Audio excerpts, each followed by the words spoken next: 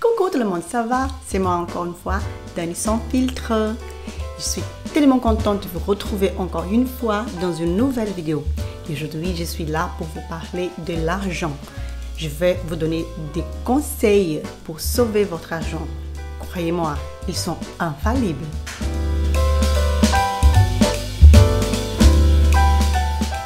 Nous vivons toujours des crises financières et avec toutes ces informations qui nous entourent, beaucoup de publicité partout, des offres dans les magasins, c'est quand même très difficile de ne pas gaspiller notre argent.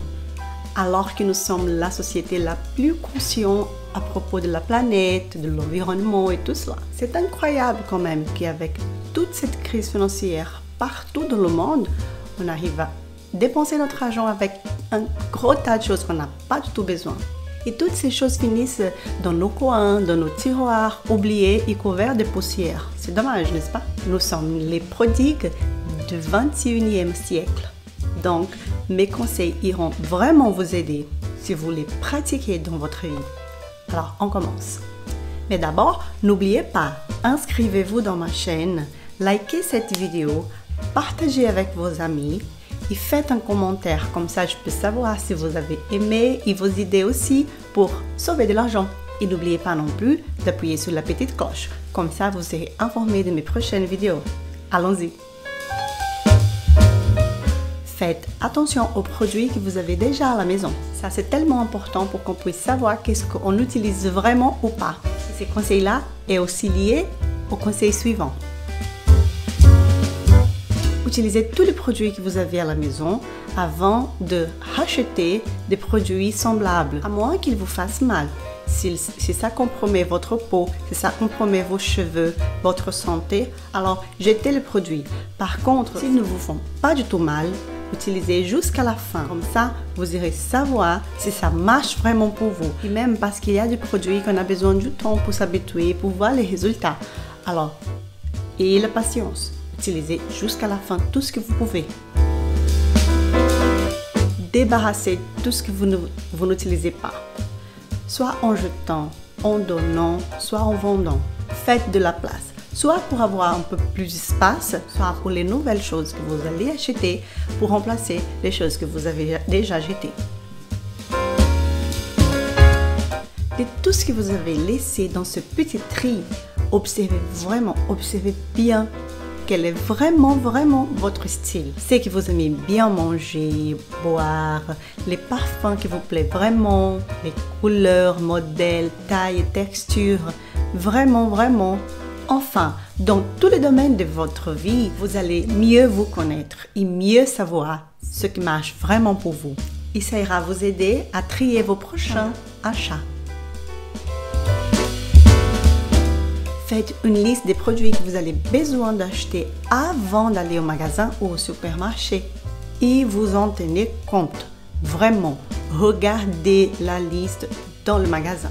Regardez bien votre garde-robe avant d'aller au magasin acheter quelque chose de nouveau. Pour voir si vous n'avez vraiment rien qui soit pareil dans votre garde-robe. Quelque chose que vous avez déjà mais que vous n'utilisez pas du tout, ça c'est important.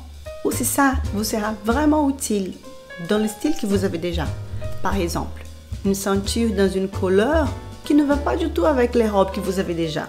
Ou les jupes. Vous voyez, si vous savez déjà qu'est-ce que vous avez à la maison, ça sera plus facile de savoir si ce que vous voulez acheter va bien marcher avec tout ce que vous avez déjà. Annotez toutes vos dépenses. Chaque chose, de la plus chère à la moins chère. Les petits cafés, les cigarettes, les bières, les bonbons, tout, absolument tout. Et faites bien les calculs à la fin du mois. Ça vous aidera à savoir où va votre argent. Comme ça sera plus facile de savoir où vous pouvez couper plus ou vous pouvez couper moins. Bien que ces conseils aient l'air d'être dictatorial, il est bien important que vous les rajoutez avec les autres, car ils auront une grande influence sur votre subconscient. Désinscrivez-vous des chaînes YouTube, des comptes sur Instagram ou pages sur Facebook qui vendent beaucoup de choses, qui vous montrent plein de nouveautés, des avis de nouveaux produits. Vous avez peut-être 20, 30 chaînes YouTube Laissez un, deux, vos préférés, mais arrêtez de regarder tous les jours un tas de choses en vous montrant des nouveautés, des nouveaux produits, des soldes, des rabais. Parce que normalement, dans la majorité des cas, ce sont des produits que soit vous avez à la maison, soit vous n'avez pas du tout besoin. Alors, ça vous donnera l'impression que vous avez besoin de ces nouveaux produits et ça va vous donner une impulsion pour acheter. Alors, si vous coupez la plus majorité de ces genres d'informations, après, vous ne verrez pas trop et vous allez oublier un peu. Et après, vous allez diminuer les achats. Croyez-moi, ça c'est vraiment de la psychologie. Combien de produits vous avez chez vous que vous n'utilisez pas et parfois vous ne l'aimez même pas? Préférez d'avoir toujours de l'argent avec vous et essayez de laisser les cartes à la maison.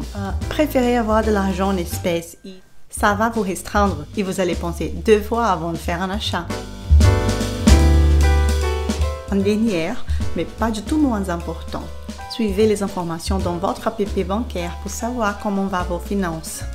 Après quelques semaines, vous allez vous habituer à ça. Et vous verrez bien comment ces conseils vous aident à stopper certaines attitudes qui vous font gaspiller de l'argent et perdre le contrôle de vos finances.